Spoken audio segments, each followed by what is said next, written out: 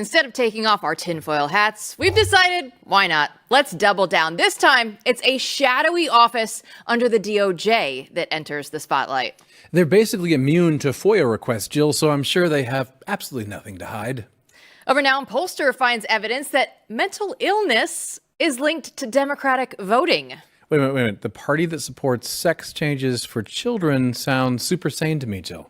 And USA Today decides to focus on the family on the Boulder, Colorado firebomber instead of the people that he tried to burn alive. Oh, wait, I forgot. You're right. These people are totally nuts. Well, the show is about to get nuts. Blaze News, The Mandate, starts right now.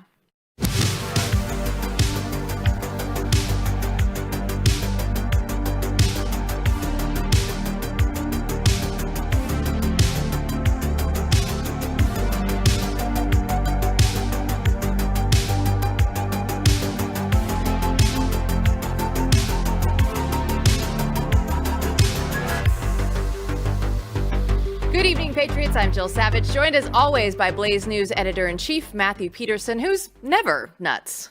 No, not at all. You know, it's really nice to be here, Jill, to talk with you about all these crazy things going on in the world once again. Well, if you're a normal person, you probably thought that CNN was just being woke back in the day when they used the headline of the fiery but mostly peaceful protests, right, when they were describing the George Floyd riots. But phrases like that might have come directly from a government agency. So here to take us down the rabbit hole is BlazeTV host Auron MacIntyre. So Auron, thanks so much for joining us here tonight. So let's start with getting into the community relations services, right? So how did this become the government agency that is pushing all the politics behind the Civil Rights Act? So when the Civil Rights Act was created, Title 10 of the Civil Rights Act required there to be a community relations service, which went around and tried to smooth out problems between the different communities in the United States. In theory, that sounds great. You have some kind of tension break out. These people come from the government. They try to calm things down, smooth things over, build bridges. Who wouldn't want that? But in reality, what this service actually ended up doing was managing the expectations of different communities when it came to violence, especially when it came to violence between Black communities and white communities. Anytime that a white person might receive some level of violence from a minority, these people were deployed to control the story, to control the situation. They put lots of pressure on local media. They coordinated with law enforcement, and they even go to the extent of writing prepared statements in some cases for the victims' families, which they're then read in public. It's manipulating everything people know about race relations in the United States from top to bottom. So, Auron, give us an example of this. You gave an example. There's an example from Lewiston, Maine, and a racially charged murder involving Somalis. What did the CRS, the government agency, do in that case? Right. We had a situation where two Somali men killed a gentleman who lived in that city, and the CRS was there. They were deployed to make sure that, again, there was no backlash over this, that the victims' families were kept under control. One of the reasons that the CRS were so quick to respond to this particular incident is that they were actually already on the ground because they had been involved in deploying the Somalis, resettling them in that city from the beginning. So they were already there. They were already expecting tension between the local population and the new Somali population. They even expected the possibility of violence. So they already had the narrative ready. They already had the personnel on the ground. And as soon as what seems like a very predictable violence broke out, they were there to make sure that there was no backlash against the Somali community after the thing that they kind of predicted would happen actually occurred. Okay, this blows the mind. It should blow the mind of every American. I just want to go over again what you just said, because this is extremely troubling, beyond even the wildest dreams of what many people thought was possible for the federal government. We are talking here about basically the Norm Macdonald meme, about Muslims. You know this one, where it'd be a shame if there was backlash against Muslims. That's why we don't want the violence to happen. I mean, that's the point of it. So here we have the federal government, a federal agency that's meant to help, implement the Civil Rights Act, that everyone's treated equal, helping Somalis come in, helping them protest maybe, or stirring them up. And then when two of them murder someone, they're coming in to help make sure there's no backlash against Somalis. Is that right? That's right. And they've been doing this for decades. This is not some neutral organization, to be clear. This is a institution that is politically charged from its very beginning. It starts by training activists. It continues to train leftist activists to this day. It would threaten to pull the FCC licenses of TV stations that did not hire black newscasters in an affirmative action style. They worked with different black militant radicals in the 60s, some of whom were students of Saul Alinsky, in order to coordinate different riots, making sure that rioting was allowed to take place but didn't get so far out of control that would trigger backlash. And backlash is the key. In fact, the people who ran the organization admitted that the purpose of the organization was explicitly to prevent white America from having any backlash against any minority groups that might do violence against them. And at every one of these instances, these people have been on the ground explicitly looking on how to control, again, the law enforcement situation and the media situation, so that there isn't a awareness of the severity of many of these crimes. So if your head isn't already exploding, and it probably should be by now, it gets even better because they are immune from FOIA requests. Is that correct? Like, how is this even possible that something's going on within the government and it's not CIA, it's not FBI. Like, how can we not FOIA these people and these groups?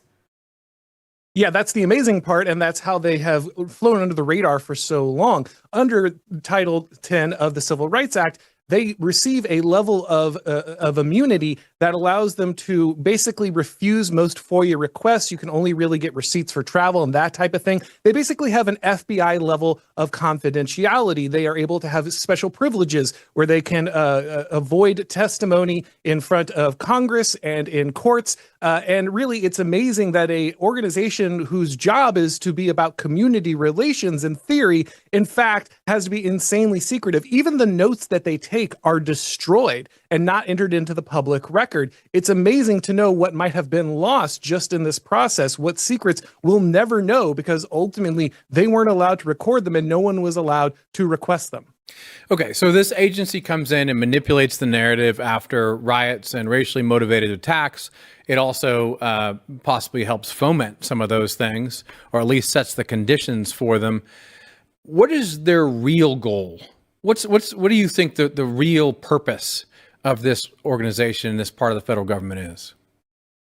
Well, we don't have to guess. The amazing thing is most of the stuff I'm telling you was written down in a book by the people who ran the organization. Yes, the government actually restricted our ability to know, but they were so proud about what they did that they actually went out and bragged about it. And they explicitly said that the purpose was to disrupt those lily white towns throughout the United States and punish them, let them know that ultimately they needed to integrate, or they needed to become the model of diversity that the government wanted in the beginning. And that's really the sinister thing through all of this.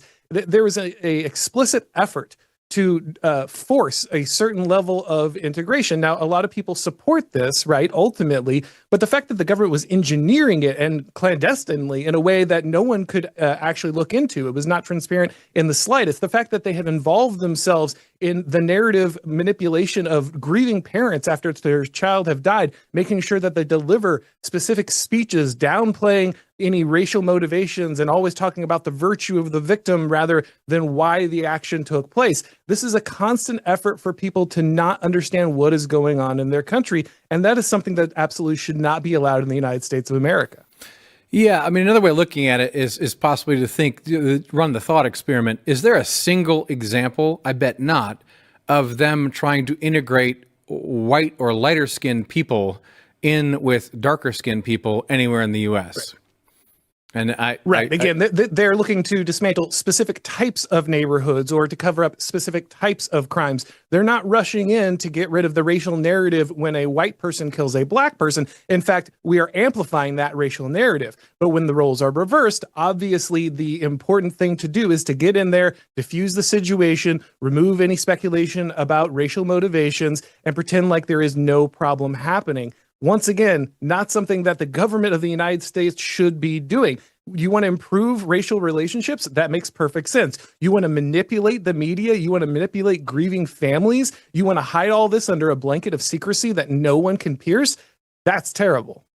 Well, I guess some of the silver lining here is that the Trump administration is aware of this, and the latest budget proposal that they have is supposed to defund this part of the government. So what's the next step? Does Congress need to take more action? What do you want to see happen from here?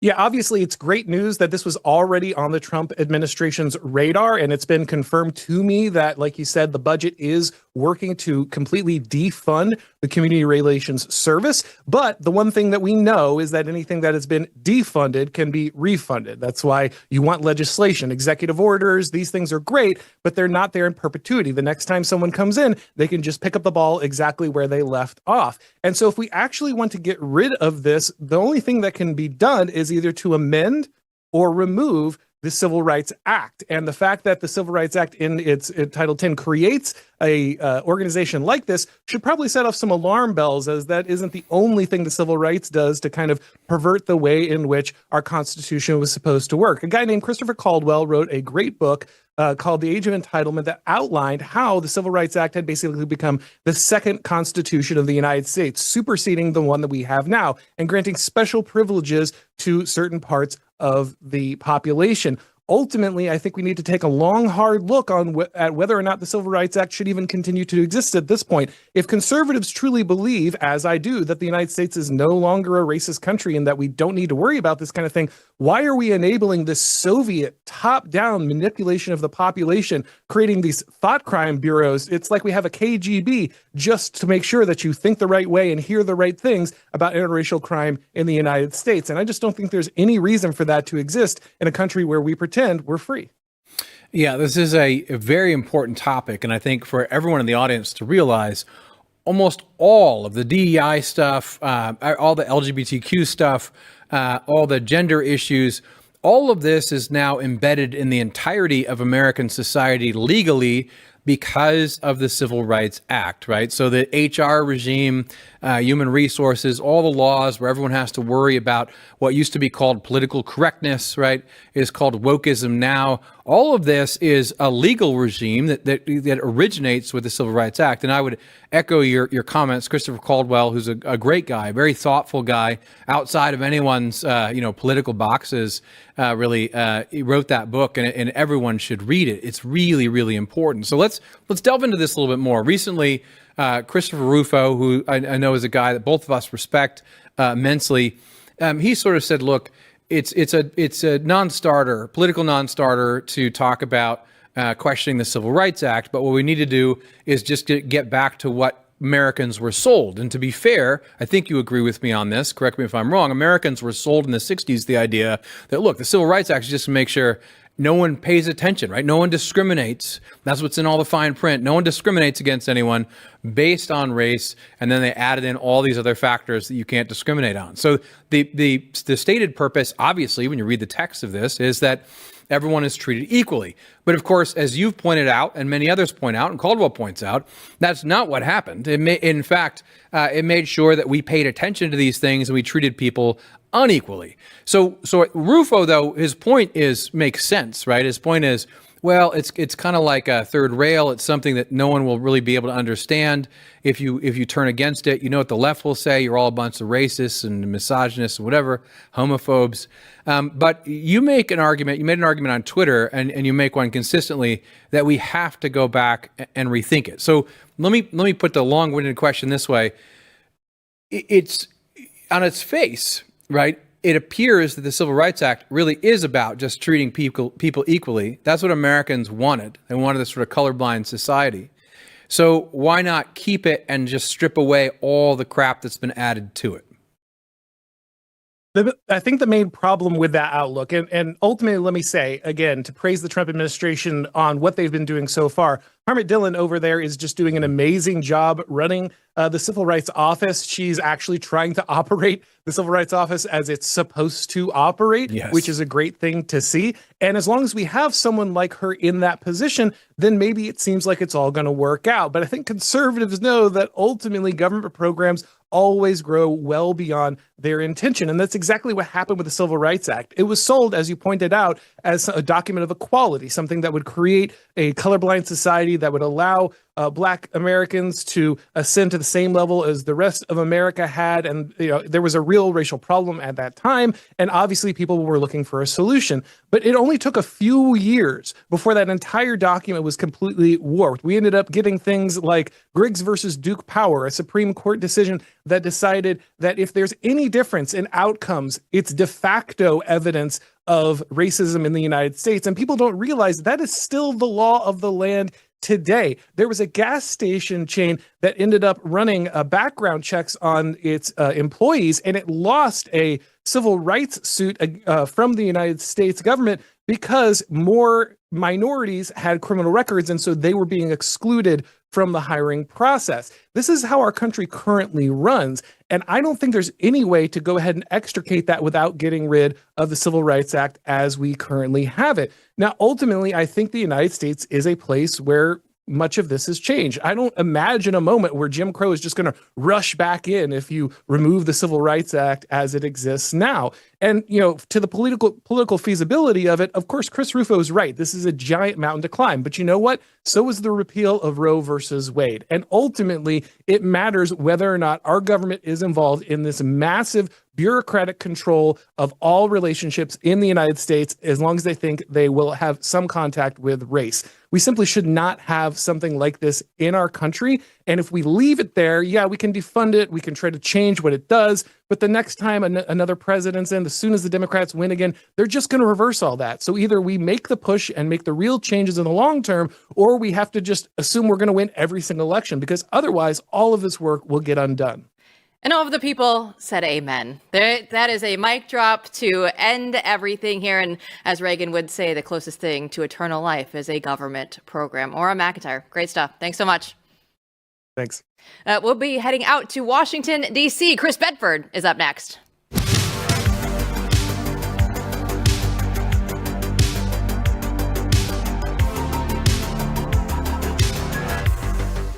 Just heard some of the great work that the Trump administration is doing. They are moving so fast, but you know what? They can't take your personal finances into account. You have to do that yourself.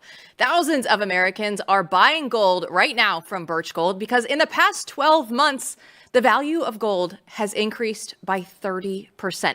Central banks are buying gold in record quantities. If they're doing it, you might want to pay attention as well. And we've watched as the BRICS nations are trying to remove the US dollar as a global reserve currency. Here's the good news. You can find peace of mind in gold right now. Birch Gold makes it so easy to convert an existing IRA or 401k into a tax-sheltered IRA in physical gold, or you can even buy some and store it at your home in a safe as well. Just text my name, Jill, to the number 989898, and Birch Gold will send you a free info kit on gold. There's no obligation, only useful information. They have an A+ rating from the Better Business Bureau and tens of thousands of happy customers. Take control of protecting your savings today. Text my name, Jill, to 989898 right now. Do you ever feel like the Democrat messaging is about more than just, it's identity checklists, more so than connecting with everyday Americans? I think so every day. And now it seems that some Democrats are finally realizing that when your loudest voices are the most unhinged, voters tend to tune out. So here with more is Blaze Media DC correspondent Chris Bedford. So it's usually easier to be the opposition party, right? We know Republicans are dying for the chance to be the little underdog that could once again, but they're not there right now. So how are the Democrats who are there right now, how are they failing to make all of these gains in these public opinion polls? Because this should be their time to shine right now, Bedford. Absolutely should be. And you're not going to have a much better opportunity to remake your party than when you lose the White House, after 4 years. This is supposed to be the time when you lose the White House after 4 years running against someone who, thanks to your lawfare, is a convicted felon. That's really time for a gut check when your candidate gets rejected that strongly and you don't have the House and you don't have the Senate. I mean, parties just losing at the end of 8 years, that usually doesn't cause that sort of inward reflection. But the Democrats, I mean, they're just ignoring it. And there's a couple of reasons for that. And the main reason is that party faithful are the base, the hardcore activists are absolutely fervent about this. They are going around looking for traitors. They want to make sure, they want to protect what they've got, and they want to make sure that no one tries to take it away from them. And what they've got is a party that caters to every one of their different strange perversions and fetishes and personality disorders and fears and all this stuff. It's funny because you hear them accusing Republicans of doing this all the time, despite a lot of Republicans at this point, a lot of the voters being pretty broad swath of American society. So this is back in the news right now because Nate Silver, the statistician, data analyst, pollster, put out an article talking about how incredibly much, how much higher the rates of mental illness are amongst Democratic voters than Republican voters. Now, women have a higher mental illness rate, self-reported, than men do, completely unsurprisingly. And well, Democrat men have a higher rate of self-reported mental illness than Republican men by many factors. And Democrat women are through the roof. There's almost no comparison. And people are arguing about this again. And I think the reason that they're arguing about it now, finally, is because the polls just are not improving for them. President Trump's approval rating is hovering around 50%, which in a completely split country is pretty darn good, significantly better than he did in his first term, significantly better than President Joe Biden was, significantly better than President Barack Obama was for a lot of that time, despite being a largely popular president. And the Republicans are either maintaining or turning in the right way. Well, Democrats are declining. Their base is angry at them. Republicans aren't listening. Independents are tuning out. So now they really have to look at their problems and say, what are we going to do here? How are we going to do outreach to men? But they're incapable of doing that. Their outreach efforts, despite putting $20 million into studying how to use video games and other things to reach men, are falling completely flat. There was a funny joke going around, but it was actually really happened. Earlier this week of a 300 and something pound Democratic activist woman who self-identifies as a queer, disabled person of Mexican American of color or something like that. She's beautiful. All Bedford. of these different things. And she's going around Texas trying to ask, can I speak to fraternities? And the fraternities are saying, no, absolutely not. I mean, if I went around Texas and said, I'd like to speak to your fraternities, if they're anything like they were in my college, I'd say, well, are you paying for the beer? Because otherwise, absolutely not. We're not doing that. But it shows you just how incredibly out of touch they are and how incapable they are of actually fixing this. Even when you have Gavin Newsom, a cultural warrior for the left, come out and say, listen, guys, it's gone a little far. They go at him like he's a heretic. They'll tear him down. The loudest voices are still running the show. And because of that, they have not been able to really reorient in the way that the party might hope that they would. Yes, and this is what's interesting to me and also worrisome. You know, I think the right is still riding high off the election and not thinking enough about how divided the country is still. The wind doesn't change that. And in fact, there's evidence that people are hardening, as you're basically suggesting here. There's a new study, have you heard about this, that talks about assassination culture. On the left, I mean, almost half of liberals believing that killing Trump and Musk is justified. And that seems to be increasing. I mean, so if you have an increasing assassination culture where the opposition party thinks that it would be okay to assassinate people like Elon Musk and Donald Trump, we're not going anywhere good. No, and what makes this statistic even more shocking is I think was it a third of Democrats, or was it had risen to 2/3 of Democrats said that it would be justifiable to use deadly violence against the president because they think he's a fascist. I think it might have been more like 1/3. But what makes this even more shocking is that this is not just some fever dream. I mean, the American left is obsessed with their self-aggrandizing fever dreams, particularly the activists, not all of them. I remember listening to NPR programs in the after COVID and during it, and there was a one DJ who played a lot of good music. Otherwise, kept on playing this song about fighting in the resistance against the Nazis, and it was really clear that this song was hitting a chord with him because they felt like they were part of the resistance against Donald Trump, and this heroic example was something that really called to them in this moment when virtually none of them are facing any persecution for having their political beliefs. In fact, it was quite the reverse. Folks like this guy and folks like some of my neighbors were literally calling the police to report secret church gatherings.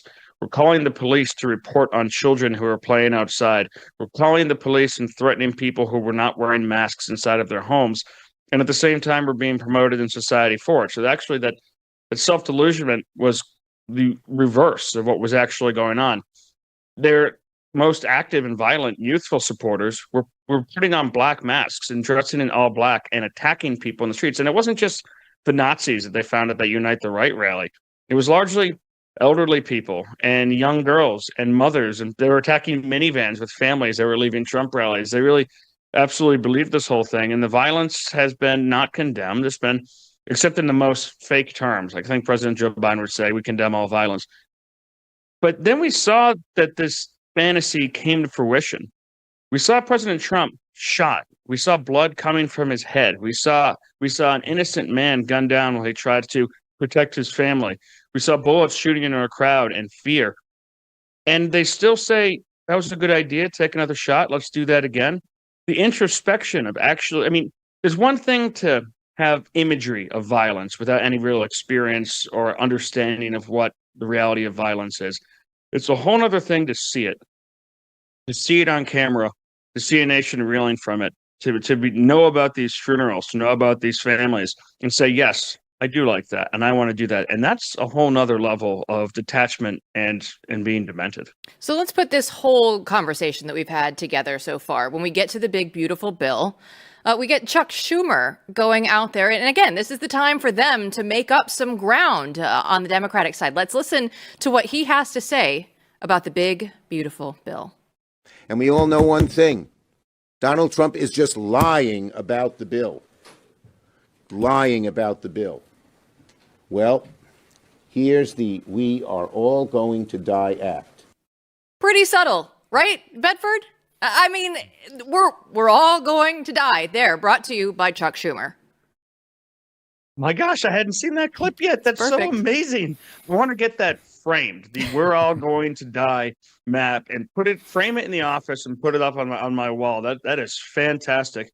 You know, it's difficult to usually, this is another mental illness. I don't think Chuck Schumer is mentally ill. To double and triple down on things that do not work or are no longer working is a bad sign. If you call somebody a racist 1,000 times, they stop listening, and independents stop listening, other voters stop listening, then maybe stop doing it. If you say we're all going to die, that's what President Trump's doing. What's the backup for that? Is he pushed to trying to put a cap on states ripping off the federal government with a money laundering scheme to get more Medicaid money? Maybe that's it. I'm not exactly sure what this is. It does remind me, though, of just how this rhetoric has always been going on. I've got pamphlets from the 1960s that show Barry Goldwater pushing elderly people off of a cliff. And there's the famous ad of the daisy with the girl getting nuked because Barry Goldwater won the election instead of LBJ, by the way, who was a psychotic, racist, warmongering type. I mean, say what you will about behavior on the Senate floor, but he's the only person who I know of who's actually exposed himself in the Senate floor as an intimidation tactic. So they wanted LBJ, and I said the guy was crazy. And then you fast forward to, remember Paul Ryan and Mitt Romney, who by all stretches are Sesame Street Republicans. You had Joe Biden saying that they were going to put y'all back in chains. And he was saying it in a Southern accent. Mitt Romney and Paul Ryan are going to enslave Black Americans. So this fits into a long thing that they've done. It's just, once again, they're talking to their base. They're talking to the people who bought a really overpriced electric vehicle and then put a sticker on it that says, "I'm not a Nazi."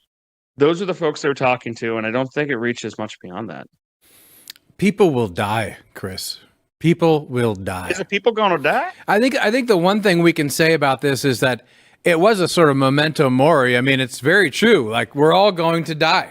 We're all going to die. Chuck. Remember death. Remember death. That's a good thing. We have to appreciate that. I think that's right. It would, and maybe some of these activists and stuff could start preparing by going back to church. Listen, we're all on this side of the dirt for yet another day. Not today, Satan. Bedford, thanks so much. Great stuff as always. Of course, we'll see you soon. We'll tear into California MP's old state when we come back right after this. They deserve it.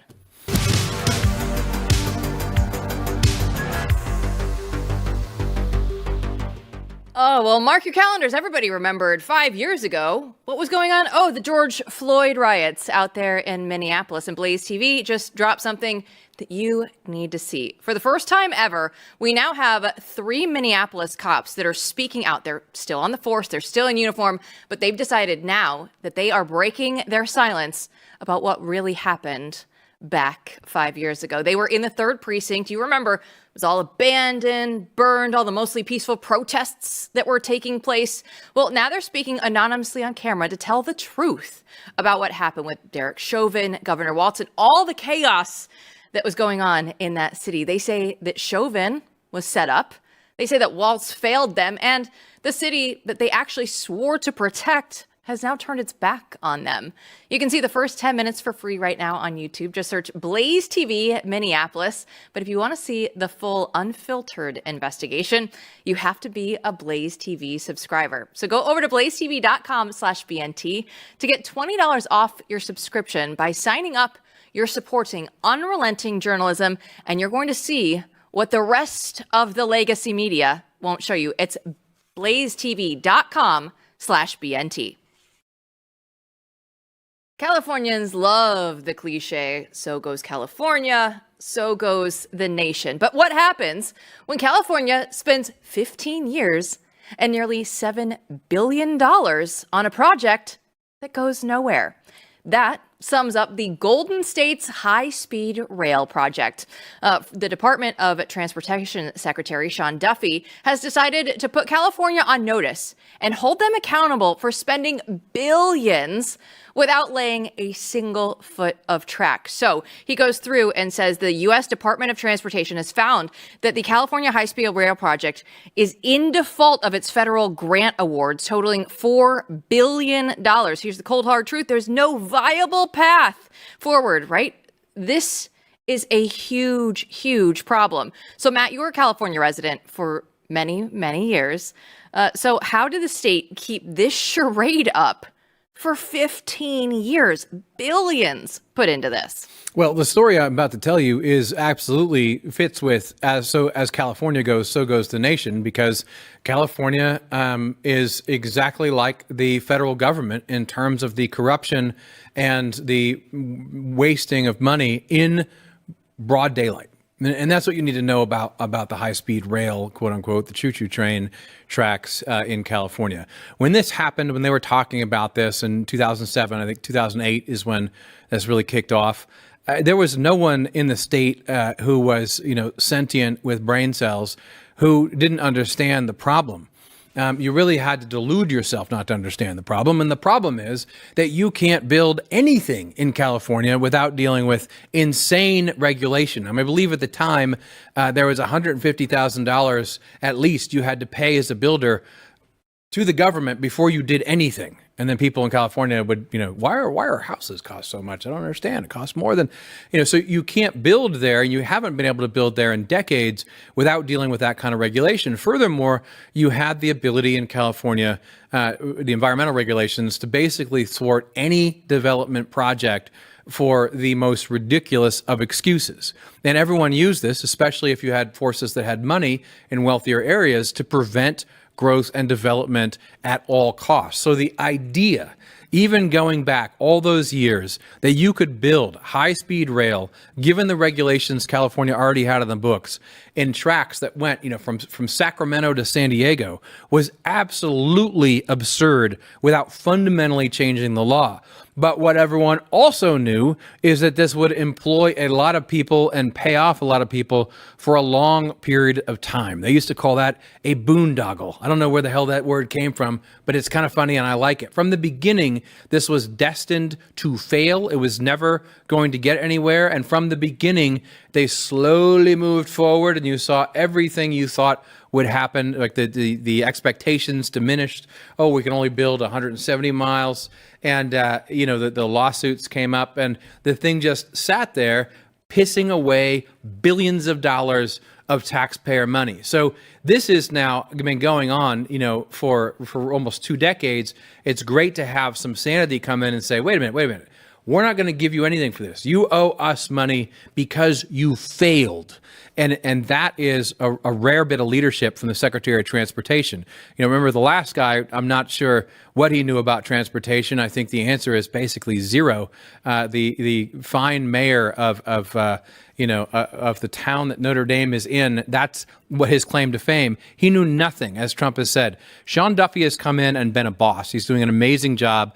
But this is something that is music to my ears. And I think there's many people in California who will be glad to hear about this as well. I look forward to your dissertation on the word boondoggle at some point in time. I'm going to look into that. At some point in time, we're going to get that. But Gavin Newsom, he's out there. Of course, he has to say something, right? He's not just going to let this go. He was out there citing the completed environmental review and land acquisitions. Like, oh no, we've done something. Look at us. We did an environmental study on this. This is proof that we need to keep going. You just think about, this was approved in 2008. This original plan was approved. Yeah, but how old were you in 2008? It's so far away. I think I had more hair. Yeah. But imagine Newsom, saying now, like, oh, well, the environmental plan is approved after the original plan was approved in 2008. The whole thing is absurd. And if you take any message from this, as California goes, so goes the nation, is actually true. Everyone with any common sense knew this was ridiculous from the beginning. It was all corruption in plain sight. It was all ridiculous in plain sight, just sitting there, daring for anyone to common sense it to death. And that never happened. It still kept on going forward. And so, that is exactly where we're at as a nation.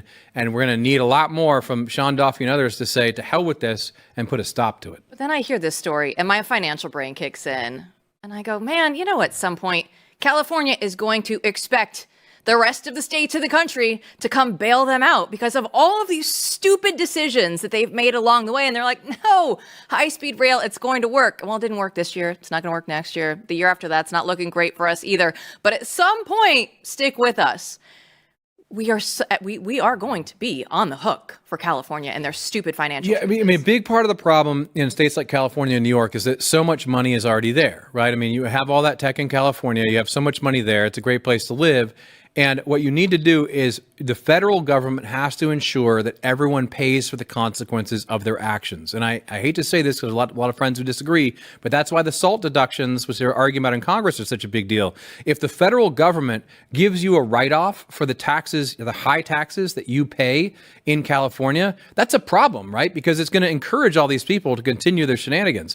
If everyone there, on the other hand, has to pay 10+% in income tax and they don't get it written off on their federal taxes, that's going to encourage a lot of moderates, who are Democrats, to think twice about this. So you cannot bail them out. You have to make everyone suffer the consequences of their actions. And this is just one great example of it. The federal government absolutely should not be giving this money away.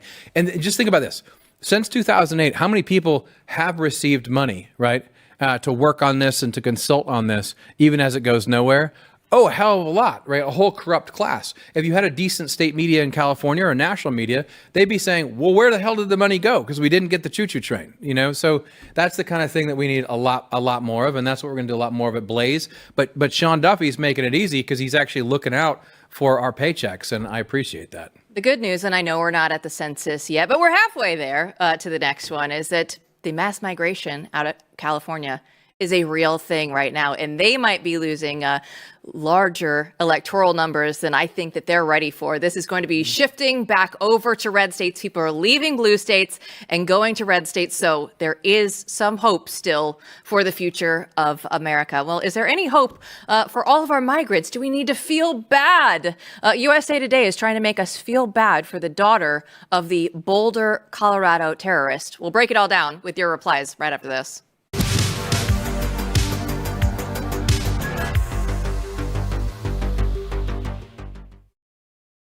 By now, you know the Boulder, Colorado firebombing suspect was an Egyptian national residing in the country illegally. It turns out his family didn't have legal status either. So I posted on X. The White House posted yesterday that the family could be deported as early as tonight.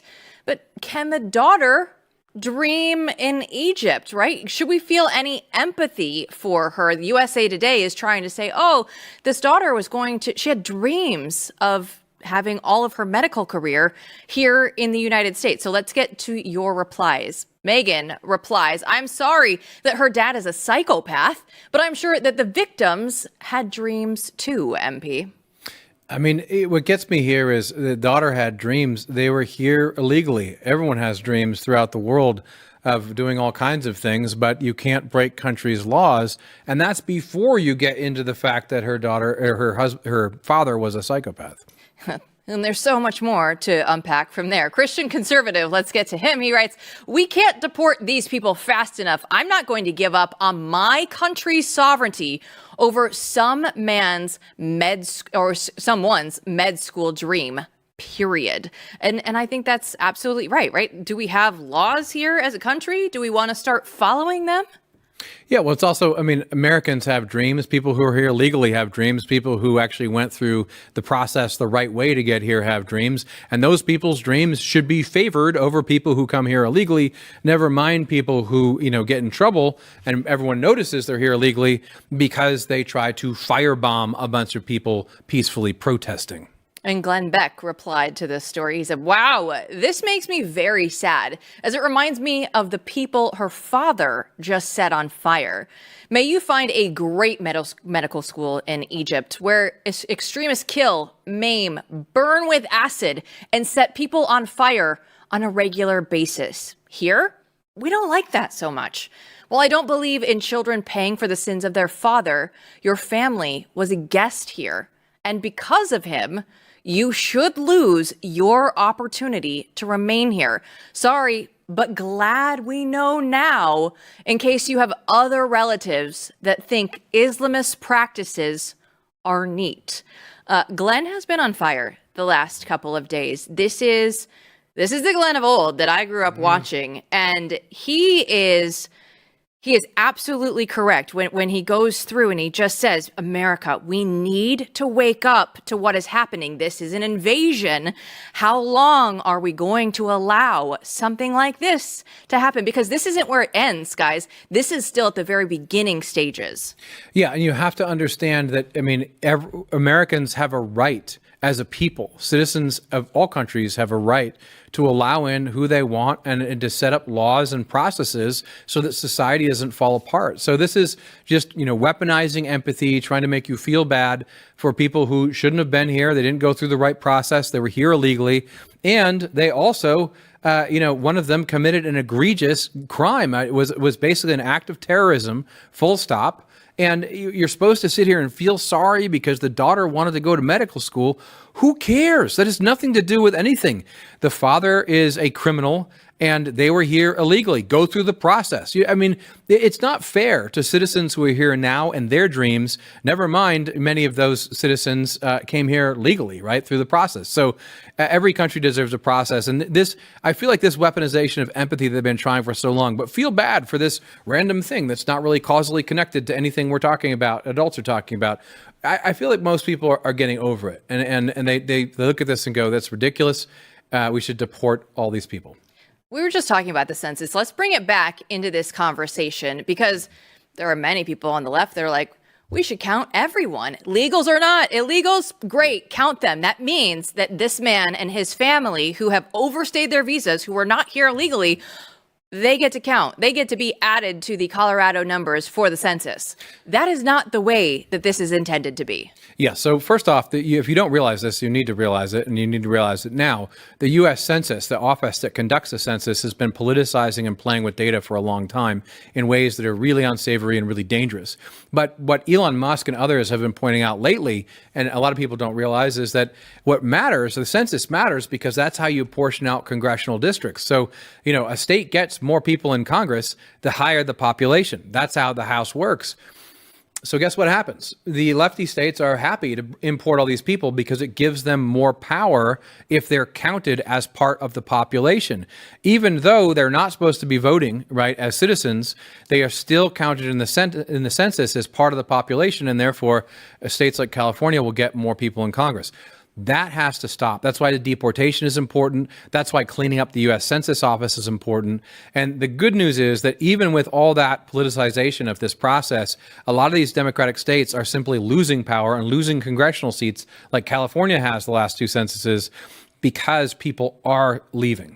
The House of Representatives is important, but it's also the Electoral College, right? It's the map. It's a number to get to 270. And we see that Donald Trump, he needed to win 7 of those swing states.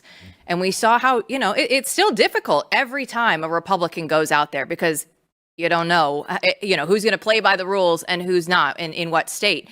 And, Cleta Mitchell used to come on the show all the time and give us the updates. Are we going to be able to believe in what's happening on election night and the shenanigans that lead up to that? This could significantly change how Republicans go through, because if more red states, if that number is a little bit bigger, well, you don't have to win as many of the smaller states. That will change things in a major way. And it actually kind of concerns me because if things are going to go to Texas or Florida or whatnot, the other states you have to watch out for and just say, are they all going to be playing on the up and up, or are the shenanigans going to increase? Yeah, so we can't take our eyes off the prize here. And that's why this is actually a very, very important issue. Because I'll tell you, most Americans, doesn't matter their party, most regular people, if they hear, wait a minute, so people who are illegally, which is 15 million people at least, those people all count in the census to, for the sake of deciding who people in Congress and their national leader is. That's insane. And of course it is insane, but you have to take action. So this administration has to take action on that front. And really everyone needs to do a little bit of education on this. You cannot just walk away from the blue states, right, and say, okay, they're going to do whatever. We don't care about corruption there. That's why talking about the high-speed rail earlier is important, even in California.